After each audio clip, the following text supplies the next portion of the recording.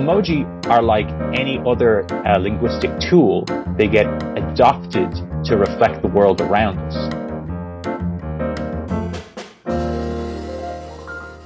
This is In the Loop. I'm Christian Bryant. Tonight we're talking about a universal language, not love or music. We're talking about emojis, the digital lingua franca. These little symbols have become increasingly prominent in our everyday lives, maybe too prominent. And they can be easily understood by most, even if you're from different parts of the world. If you've ever scrolled through TikTok, which some of you might be doing right now, you'll see this young, tech-savvy generation using emojis as dance notation. World Emoji Day is Saturday, but here on ITL, we like to be ahead of the game, you know? So we thought we'd dig into how emojis have become their own form of communication. Back in my day, before emojis, we had emoticons. Basically, we had to get real creative with the characters on the keyboard to express ourselves. By the late 1990s, things got a little funkier. The first official batch of emojis were released for phones and pagers and came in just one of 6 colors. They were created by a Japanese artist who favored symbols over faces because the goal was to find new ways to express information. And clearly, it worked. These symbols exploded in popularity around the world. Companies then started to develop their own emojis, which led to different codes for computers across the globe. So when these networks had to talk to each other, the codes didn't exactly translate, and it got pretty messy. You might remember those black symbols you got back in the day when trying to send an Apple emoji to a Droid user, or vice versa.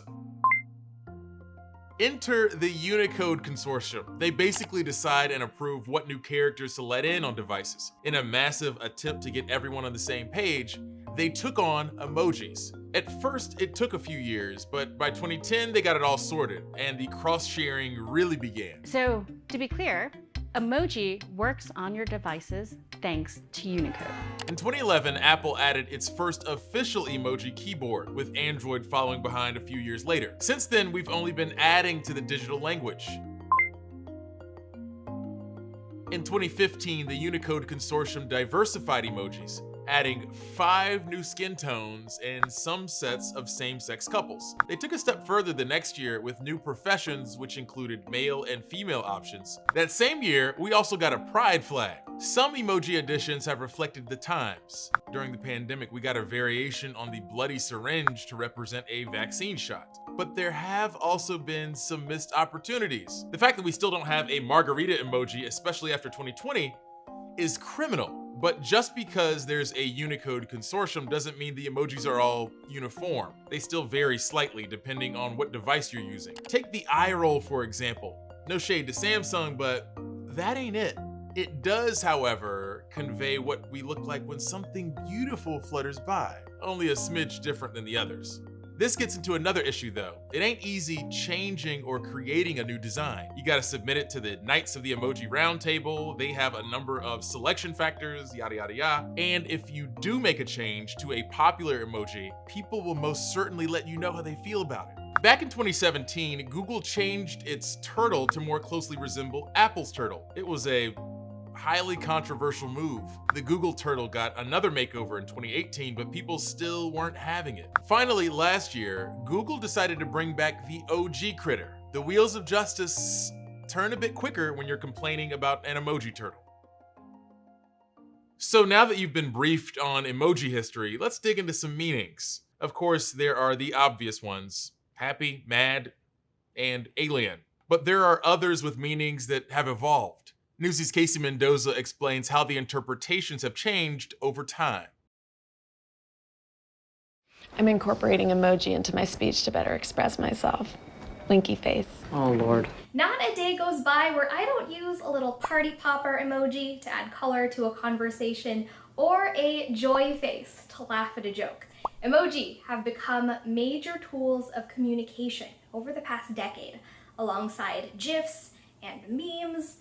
And so for this year's World Emoji Day on July 17th, we thought it'd be fun to explore how the language of emoji have evolved over the past couple years. What's happening here is we're having emojis be picked up and utilized to complement slang terms that have been popularized over the last number of months or even years. Keith Ronnie is the Deputy Emoji Officer of Emojipedia, an online dictionary that explains not only the literal meaning of the symbols, but also their changing designs across different platforms and their evolving definitions as a result of memes, jargon, and internet slang. We've seen the skull face explode in popularity, not just as it usually does around Halloween to imply a spooky skeleton, but now it's emulating in emoji form the terms, oh, I'm dying of laughter, or I'm dead. What you've said to me is so incredibly funny. So emoji are like any other linguistic tool. They get adopted to reflect the world around us. The skull is one of several emoji used beyond their literal definition. It's typically people and online communities who craft these new meanings for emoji based on how they communicate in their own worlds. But sometimes, those meanings and designs can be changed directly by tech companies themselves. Take, for example, Apple's pistol emoji, originally meant to look like a handgun and now a water gun. The change was made in 2016 after Apple and other tech companies opposed the addition of the pistol emoji entirely. The decision was applauded by groups like New Yorkers Against Gun Violence, but users were quick to criticize and make fun of the water gun design. It was quite a controversial choice by Apple at the time, but what we saw over years was that the design was changed across pretty much every emoji vendor to no longer display a realistic firearm. Major events like the national conversation surrounding gun violence can and do influence emoji design, and the pandemic was no different. In response to people using this emoji to discuss vaccination, vendors such as Apple and Google and Twitter have actually removed the blood from the design, the red liquid in there, and the drops. These changes may sound silly, because emoji typically are silly, but they're also a big part of how we communicate now. Earlier this spring, Adobe surveyed 7,000 emoji users around the world, and a majority agreed that emoji are important for creating unity, respect, and understanding of one another. Think about that whenever you raise hands to celebrate good news, or give a thumbs up to say okay. So what is the most used emoji right now?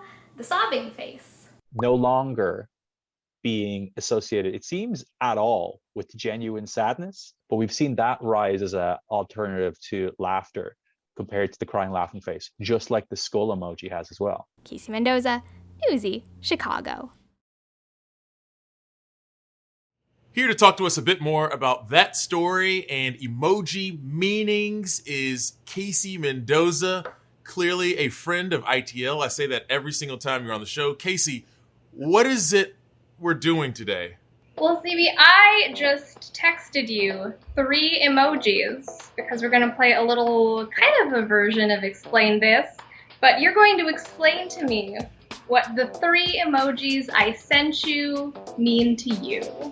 Here's what's funny. When you sent those, I was trying to decode what they meant all together, but now that I know that we're taking them one at a time, this is going to be much easier.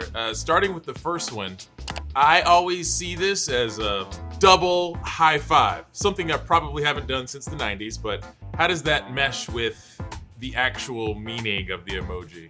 The text, the way it's like written out when you like describe it, it's called the raised hand emoji, and it has like a lot of different meanings. You know, I use it to say thank you, like thank you, high five. But some people use it as like a form of celebration, maybe like after a sports game or like a birthday party. So it's not exactly a high five. It's more like, I grew up in church, so it could be like hallelujah. Yeah, but again, like very celebratory. Okay. But you know, even if people have different meanings, the sentiment is very similar. So the second emoji, I see this, and immediately I'm like, that's cap. That's bull. That's what that one means. How far off am I? No, you are very correct. Obviously, when people see the blue cap emoji, some people might be confused. They're like, it's a blue hat. But because of slang that has the slang of no cap, which means no lie, or like no bull, It's that specific emoji has taken on a very new meaning and has become really popular because of it. I absolutely love this one. I think Regina King, when she won some award, part of her acceptance speech, she was looking at her son in the crowd. She was like, ha, something, no cap. And I was just like, I said, okay, I'm downloading the meaning from Regina King. I didn't get it from any younger folks, but cap, no cap, all of that is kind of encapsulated with this particular emoji. Forgive the pun, please. Moving on to the third one is the upside down face. Whenever I see this, what I think and the way I use it, it just means that things are going awry. Things are not going according to plan. How far off am I with that particular meaning? I love the way you described that emoji because it's the upside down face is an emoji that doesn't have, like a solid meaning. Like you can't just like encapsulate the meaning into like one sentence. It's like a whole range of emotions, or like it could be used to describe so many things. But the idea of it being a cluster F or a fiasco, or like the feeling when so many things are going wrong, that is exactly how most people use it, which is really cool. I like the collection of emojis you sent me. I really thought you were going to send me the peach, and I had a lot of things to say about the peach emoji. But again, this is also a child-friendly program and a family program, in case anybody's asking. So, Casey Mendoza, thank you for playing this game with us, and hopefully we'll get a chance to do it again sometime. So as you just saw, regardless of the actual meanings, people can end up interpreting or using emojis in different ways. When you're chatting with friends, it's not a big deal.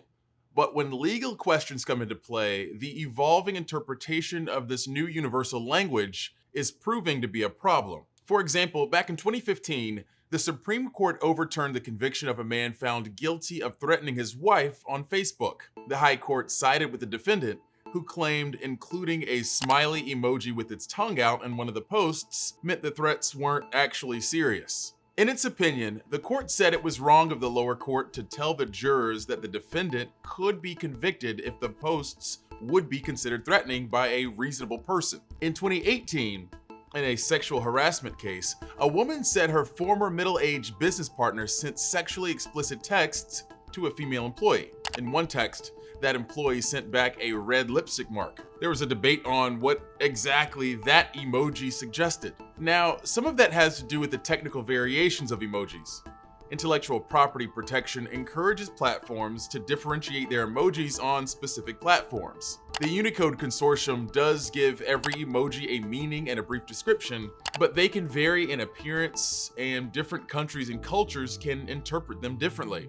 And asking courts to interpret emojis comes with one added wrinkle. Because judges are often provided only with text, not pictures, emojis are a form of online language that sometimes just has to be described in a legal setting. And let's be honest, sometimes a description just doesn't really capture the essence of an emoji. So what's the fix for this? Can the courts take some of the uncertainty out of emoji use? The precedents set from previous cases tell us how things might be interpreted going forward. But as younger emoji-using generations rise into leadership roles, there's the possibility that a few years from now, we might see a more uniform legal understanding of this very amorphous online language. We're wrapping up the emoji talk here, but we thought we'd show you the least used one, the input symbol emoji. Like, why does anybody even need this?